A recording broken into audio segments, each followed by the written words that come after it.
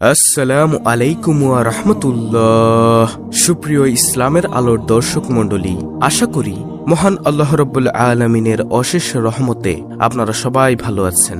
প্রিয় দর্শক, আপনি পবিত্র মাহে রমজানের পুরো একটি মাস রোজা রাখার আগে আজকের ভিডিওর এই ইস্তেগফারগুলো পাঠ করে সম্পূর্ণ গুনাহমুক্ত হয়ে যান। তারপরে আপনি পবিত্র মাহে রমজানের সম্পূর্ণ সিয়ামগুলো পালন করুন।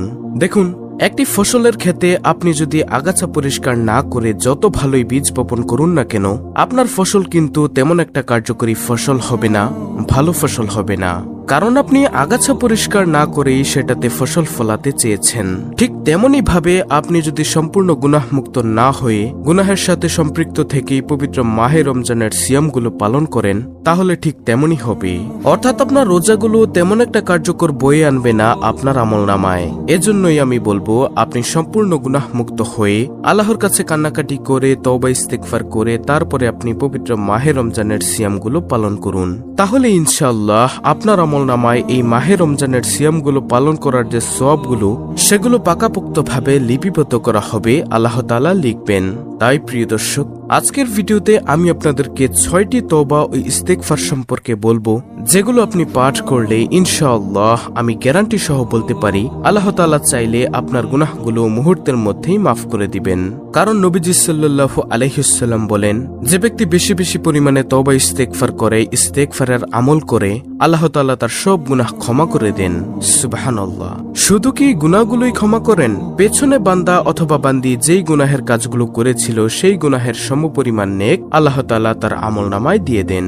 সুবহানাল্লাহ। দেখুন, দুনিয়াতে যদি আপনি কোনো অপরাধ করেন, কোনো খারাপ কাজ করেন, তাহলে কিন্তু আপনাকে পুলিশ ধরবে। তখন আপনি শতবার হাজারবার মাফ চাইলেও কিন্তু তারা আপনাকে ক্ষমা করবেন না, মাফ করবেন না। তারা আপনাকে আপনার অপরাধের জন্য উপযুক্ত শাস্তি দিবেন। কিন্তু আল্লাহ তাআলা বলেছেন, তোমরা আমার কাছে ক্ষমা চাও, আমি তোমাদেরকে ক্ষমা করে দিব। সুবহানাল্লাহ। আল্লাহ তাআলা বলেছেন, তোমরা যদি গুনাহ করে যদি গুনাহের জন্য অনুতপ্ত না হও, গুনাহের জন্য ক্ষমা না চাও, তাহলে আমি তোমাদেরকে শাস্তি দিব, কঠোর শাস্তি। দেখুন প্রিয় দর্শক, আল্লাহ তাআলা কত মহান, আল্লাহ তাআলা কত দয়ালু। আমরা যদি গুনাহ করে ফেলি, তাহলে আল্লাহ তাআলা আমাদের জন্য তওবা ইস্তেগফারের অর্থাৎ আল্লাহ তাআলার কাছে ক্ষমা চাওয়ার ব্যবস্থা করে দিয়েছেন। আর অনেকেই জানেন না তওবা ইস্তেগফার কিভাবে করতে হয় এবং তওবা ইস্তেগফার কি কি। আর প্রিয় দর্শক, আজকের ভিডিওতে আমি আপনাদেরকে সেই 6টি ইস্তেগফার ও তওবা সম্পর্কে জানিয়ে দিব ইনশাআল্লাহ, যেগুলো পাঠ করলে আল্লাহ তাআলা আপনার সকল গুনাহ ক্ষমা করে দিবেন, আপনার রিজিক বৃদ্ধি করে দিবেন, আপনার ধন সম্পদ বৃদ্ধি করে দিবেন, আপনার ইনকামে হায়াতে বরকত হবে, আপনার দারিদ্রতা দূর হবে, আল্লাহ তাআলা আপনাকে নেক সন্তান দান করবেন এবং আপনার যাবতীয় সকল সমস্যার সমাধান আল্লাহ তাআলা দূর করে দিবেন ইস্তেগফারের আমলের কারণে ইনশাআল্লাহ। প্রিয় দর্শক, 6টি ইস্তেগফারের মধ্যে নম্বর 1, প্রত্যেক ফরজ সালাতের সালাম ফিরিয়ে পড়বেন আস্তাগফিরুল্লাহ, আস্তাগফিরুল্লাহ, আস্তাগফিরুল্লাহ 3 বার পড়বেন। আল্লাহ তাআলা নবী মুহাম্মদ সাল্লাল্লাহু আলাইহি ওয়াসাল্লামকে বলেন, হে নবী, আপনি জানিয়ে দিন আমার যে বান্দা অথবা বান্দিরা গুনাহের কাজ করে লজ্জিত হয়ে আমি মালিকের কাছে তওবা করে, আমি আল্লাহ সব গুনাহ ক্ষমা করে দিই।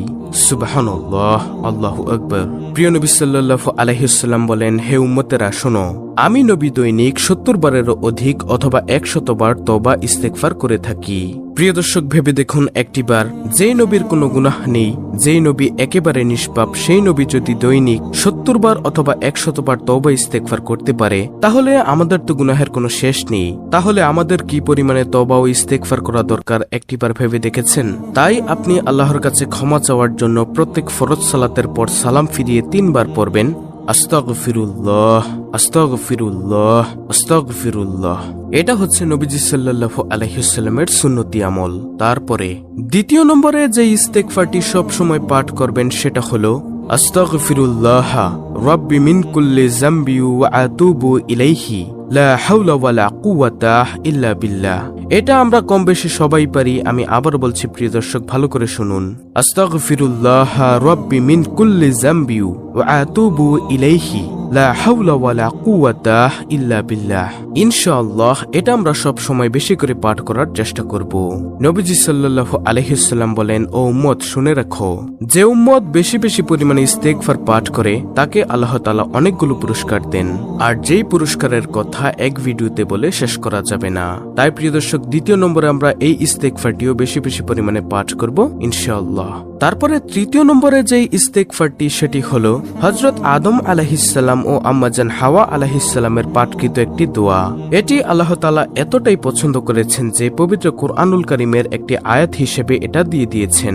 আর সেটা কি? তৃতীয় নম্বর ইস্তেগফারটি হলো রব্বানা যালামনা আনফুসানা ওয়া ইল্লাম তাগফির লানা ওয়া তারহামনা লানাকুনান্না মিনাল খাসিরিন। হযরত আদম আলাইহিস সালাম ও আম্মাজান হাওয়া আলাইহিস সালাম যখন জান্নাতি ফল খেয়ে ভুল করে ফেলেন, আল্লাহর কথা অমান্য করেন, তখন আল্লাহ তাআলা তাদেরকে দুনিয়াতে পাঠিয়ে দিলেন। দুনিয়াতে পাঠিয়ে দেওয়ার পর এক একজনকে পৃথিবীর এক এক জায়গায় ছেড়ে দিয়েছেন। দুইজনের কারোর সাথে কারোর সাক্ষাৎ নেই।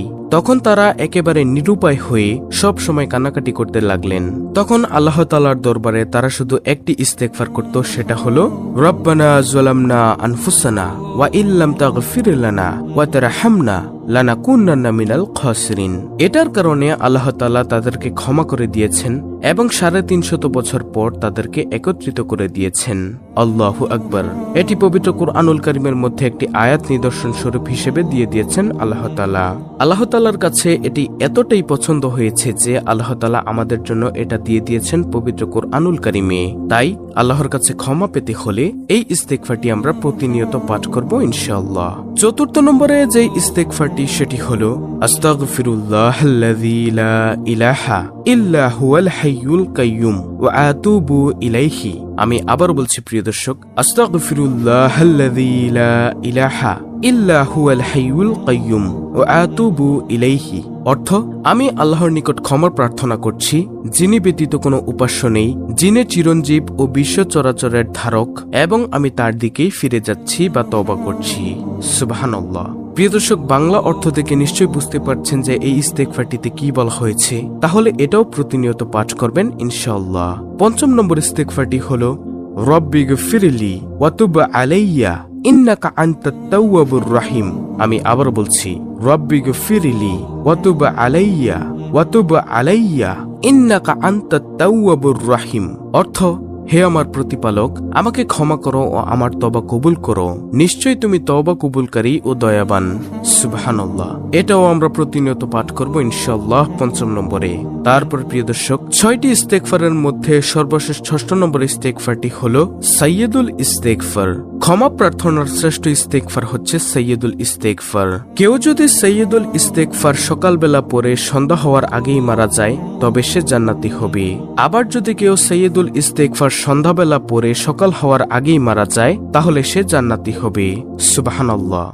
আর প্রিয় দর্শক, সেই সাইয়্যিদুল ইস্তেগফারটি হলো আল্লাহুম্মা আনতা রাব্বি লা ইলাহা ইল্লা আনতা খলাকতানি ওয়া আনা আবদুকা ওয়া আনা আলা আহদিকা ওয়া ওয়াদিকা মাস্তাতাতু আউযু বিকা মিন শাররি মা সানাতু আবুউ লাকা বিনি'মাতিকা আলাইয়া ওয়া আবুউ লাকা বিযামবি ফাগফিরলি ফাইন্নাহু লা ইয়াগফিরুয যুনুবা ইল্লা আনতা। এটি হলো সাইয়্যিদুল ইস্তেগফার। দর্শক, ভিডিওতে আমি যে ইস্তেগফারগুলো বলে দিয়েছি সেগুলো আপনারা প্রতিনিয়ত পাঠ করবেন ইনশাআল্লাহ। আল্লাহ তাআলা আপনার সকল মনের আশা পূরণ করবেন এবং আপনার সকল গুনাহ মাফ করে দিবেন। কিন্তু এক্ষেত্রে একটি কথা আছে, আপনাকে তওবার মতো তওবা করতে হবে, সহিহ শুদ্ধভাবে ইস্তেগফার করতে হবে। এক্ষেত্রে আল্লাহ ও বান্দার মধ্যকার বিষয় হলে তওবা শুদ্ধ হওয়ার শর্ত হলো 3টি। নম্বর 1, প্রতিনিয়ত যেই পাপ করছেন ওই পাপ থেকে বিরত থাকতে হবে। নম্বর 2, কৃত অপরাধের জন্য অনুতপ্ত হতে হবে। নম্বর 3, ওই পাপ পুনরায় না করার ব্যাপারে দৃঢ় প্রতিজ্ঞা করতে হবে, অর্থাৎ আপনি আর সেই কাজটি করবেন না, সেই প্রতিজ্ঞা করতে হবে। আর যদি পাপটি বান্দার সাথে সম্পৃক্ত হয় তাহলে তাকে চতুর্থ শর্ত হিসেবে বান্দার নিকটে ক্ষমা চাইতে হবে। কোনো হক বা কিছু পাওনা থাকলে তাকে তা বুঝে দিতে হবে, না হলে তার তওবা শুদ্ধ হবে না। ইনশাআল্লাহ এগুলোই থাকলে আপনার তওবা ইস্তেগফার কবুল হবে। অত্যন্ত গুরুত্বপূর্ণ একটি ভিডিওটি ভালো লাগলে অবশ্যই চ্যানেলটিকে সাবস্ক্রাইব করে পাশে থাকা বেল বাটন অল বাজিয়ে দিবেন, ভিডিওটিতে একটি লাইক দিবেন এবং কমেন্টে আমিন লিখবেন এবং অন্য মুসলিম ভাই বোনদের কাছে ভিডিওটি শেয়ার করে দিবেন যেন তারাও দেখে শিখে আজকের ভিডিওর এই ইস্তেগফারের আমলগুলো করে তাদের গুনাহগুলোকেও ক্ষমা করে নিতে পারে। আল্লাহ রাব্বুল আলামিন আমাদের সকলের তওবা ও ইস্তেগফার কবুল করে নিন, আমিন।